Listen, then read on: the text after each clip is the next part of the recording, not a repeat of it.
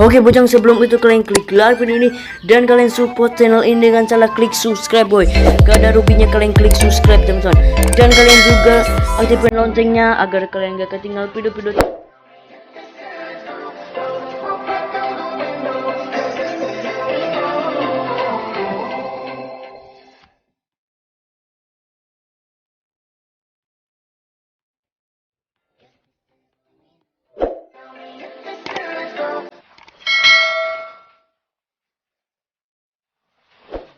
Pengalaman dari makanya dari mulai di apa tadi pabrik ya kan, pabrik pernah. Sebelum dunia kolektor saya di pabrik pernah.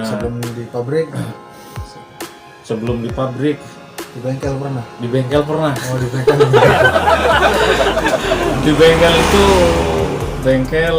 bengkel orang tua sendiri ya. Dulu bapak saya kan buka usaha bengkel sepeda motor, terus bengkel mobil juga. Tahu sendirilah, Fokus 1 apa itu, tambal ban.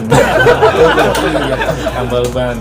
Nah, sebenarnya bapak saya itu cita-cita dari orang tua saya nih. Bapak saya tuh dulu sekolah SMK jurusan otomotif. Muhammadiyah Bukan Muhammadiyah, saya sekolah di Purwakarta. Keinginan bapak saya jadi montir. Ternyata mungkin tidak sesuai ya kan, sesuai keinginan dari orang tua. Pemikiran saya malah berbeda, jauh dari apa yang kita kemarin planning ya kan. Kita sekolah di SMK jurusan otomotif, tapi ujung-ujungnya jualan.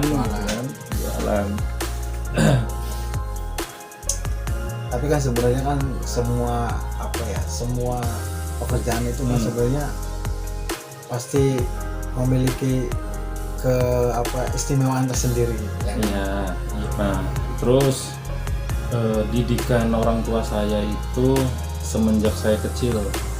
Semenjak saya masuk SMP, dari SD masuk SMP. Nah, masuk SMP saya itu dari orang tua udah mulai dididik gimana caranya untuk mencari uang, ya, mencari uang sendiri. Kita pengen beli sesuatu harus ngumpulin uang sendiri, harus punya uang sendiri. Nah, kalau uang itu sudah mencukupi, silakan beli. Itulah didikan saya. Maaf. Didikan dari bapak saya gitu ya. Dari bapak. Karena apa? Saya tuh benar-benar, keluarga saya emang keluarga biasa ya, keluarga sederhana. Orang tua saya semenjak saya SMP, setiap keinginan saya minta ini, minta itu, beli sesuatu. Contoh, teman-teman saya beli kaos, saya pengen beli kaos, pengen seperti teman-teman, ya kan? Ternyata bapak saya itu nggak pernah ngasih uang. Gimana caranya? Bapak saya kan bengkel. Kamu pengen beli kaos kayak mereka, silakan duduk di sini nunggu bengkel, kumpulin duit. Nah, terus didikan orang tua saya itu semenjak saya kecil, semenjak saya masuk SMP, dari SD masuk SMP. Nah, masuk SMP saya itu dari orang tua udah mulai dididik gimana caranya untuk mencari uang, ya, mencari uang sendiri. Kita pengen beli sesuatu harus ngumpulin uang sendiri, harus punya uang sendiri. Nah, kalau uang itu sudah mencukupi, silakan beli. Itulah didikan saya. Maaf. Didikan dari bapak saya gitu ya. Dari bapak. Karena apa? Saya tuh benar-benar, keluarga saya emang keluarga biasa ya, keluarga sederhana. Orang tua saya semenjak saya SMP, setiap keinginan saya minta ini, minta itu, beli sesuatu. Contoh, teman-teman saya beli kaos, saya pengen beli kaos, pengen seperti teman-teman, ya kan? Ternyata bapak saya itu nggak pernah ngasih uang. Gimana caranya? Bapak saya kan bengkel. Kamu pengen beli kaos kayak mereka, silakan duduk di sini nunggu bengkel, kumpulin duit. Kalau ada orang misalkan bawa sepeda, mau mompas sepeda, kumpulkan uangnya. Ada orang nambal sepeda atau motor, silakan kerjakan. Orang tua saya selalu kasih pembelajaran supaya saya bisa. Setelah bisa, silakan kumpulkan uangnya. Oke, sudah cukup, silakan beli. Itu didikan dari orang tua saya semenjak saya kecil. Begitu masuk SMP, keinginan segala sesuatu saya beli sendiri dari ngebengkel gitu ya. Penghasilan dari ngebengkel.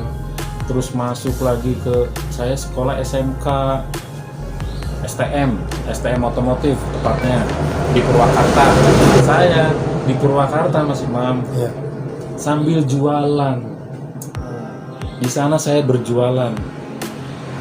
Orang tua saya, bapak hanya mengasih buat jajan, buat makan. Setiap saya pulang ngasih jatah 1 minggu. Tapi terkadang saya bisa pulang 1 bulan. Kadang 3 minggu. Awalnya orang tua saya kaget, kok kamu bisa dikasih uang jajan 1 minggu, sebulan baru pulang? Dari mana kamu makan? Dari mana kamu jajan? Kebutuhan kamu sehari-hari di sekolah gimana? Orang tua saya paling hanya berkata seperti itu. Kebingungan lah ya. Bingung ya, mungkin dengan rasa saya gitu kan, istilahnya pengen seperti kawan-kawan yang lain, pengen bisa beli sesuatu yang saya inginkan. Saya punya modal sedikit, uang jajan dari orang tua dikumpulkan, belanja aksesoris sambil jualan. Ditambah saya ngajak teman saya juga, di teman sekolah SMK itu kan, sekolah SMK. Saya berjualan kalau sore. Ya istilahnya kalau berjualan kayak macamnya di pasar kaget gitu, maksudnya pasar kaget, gelar tikar, pasang aksesoris, kayak macamnya gantungan kunci, gelang, cincin, pernak-pernik anak muda lah gitu. Dari awal kelas 1, SMK, kelas 2, kelas 3, ya alhamdulillah. Ya istilahnya bisa jajan sendiri, makan, terus ditambah mungkin saya bergaul dengan orang-orang yang di lingkungan saya waktu di sekolah SMK itu ngekos ya,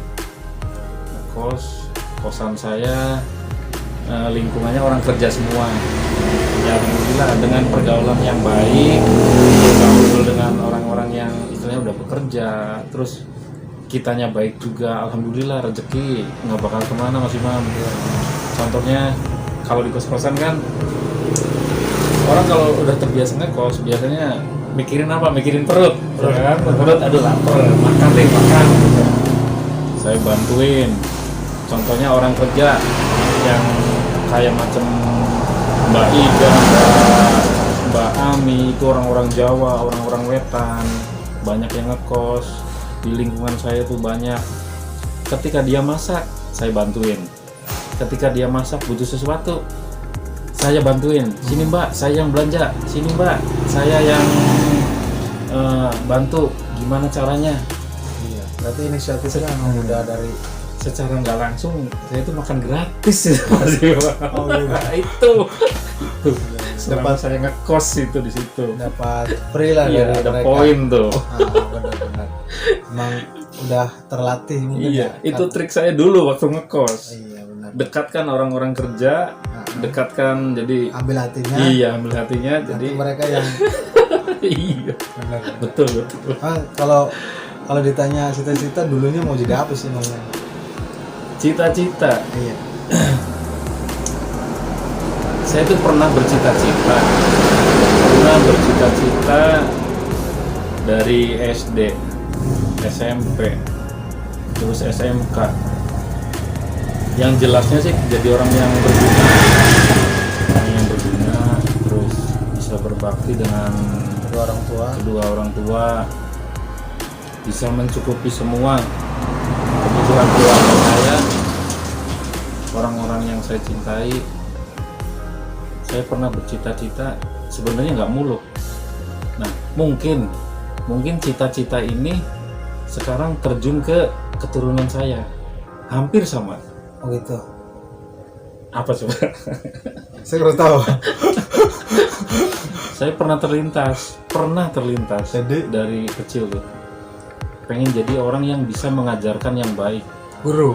Nah, mungkin itu. Oh, jadi sekarang adik ya. Jadi ke adik apa ke? Oh, Ke anak saya. Oh. Ke anak saya. anaknya sekarang mau jadi guru gitu. Iya. Oh, Ya, kirain udah yang jadi bikin guru. aneh, kenapa hati saya yang dulu sekarang ada di hati di anak saya gitu. Nah, sama gitu. Yang dia ucapkan kok dulu saya pernah pengen jadi orang yang berguna, bisa memberikan ilmu-ilmu ke siapa aja gitu kan, ke semua orang. Secara nggak langsung kan orang berpikir langsung guru kan, guru. Nah itu emang saya pernah terlintas, pernah sampai terbawa mimpi ingin jadi seorang guru. Gitu. Nah, dengan seiring waktu saya tidak sesuai apa yang dicita-citakan, ditambah saya sempat sering pengen kuliah, tapi dengan terbenturnya keadaan, ya kan, kesibukan, ditambah saya tuh cari sampingan yang lain sambil berjualan, nggak taunya semakin asik berjualan. Nah itulah, jadi saya tertinggal. Nah untuk keturunan dia menginginkan yang sama. Cita-citakan jadi Iya. sekarang menjadi cita-citanya anak. Iya, betul. Anak saya jagoan Excel gitu Berarti ya. bakalan support banget dengan cita-cita yang anak yang sekarang. Insya Allah segala keinginan, segala apa yang dicita-citakan oleh anak saya akan selalu mendukung, mensupport semampu saya, sebisa saya. Apa yang dia inginkan saya bantu, dan saya berharap anak saya nanti bisa jadi orang yang betul-betul berguna dan bisa menyenangkan, membahagiakan orang-orang di sekitar, orang-orang yang dicintai, seperti itu Bang. Ada cerita enggak? Kenapa ingin jadi guru gitu? Apa tadinya awalnya ada cerita tersendiri apa? Ya buat saya pribadi atau Ya saya nih? awalnya Atopik tuh kenapa sih pengen banget jadi guru tuh? Apa ada cerita sebelumnya? Nah, Apa gimana apa? saya itu terlintas untuk guru. Ternyata guru itu menularkan kebaikan Ya. dari satu orang ke orang yang kedua, orang yang ketiga. Nah, secara nggak langsung, jika kita memberikan kebaikan buat orang lain, nah derajat kita atau rezeki kita akan terus bertambah. Dulu intinya dulunya itu berpikir kalau guru itu adalah pekerjaan yang mulia lah ya, Iya. yang selalu menularkan sesuatu yang positif gitu Iya. kan. Yang mungkin dengan kita sering berbagi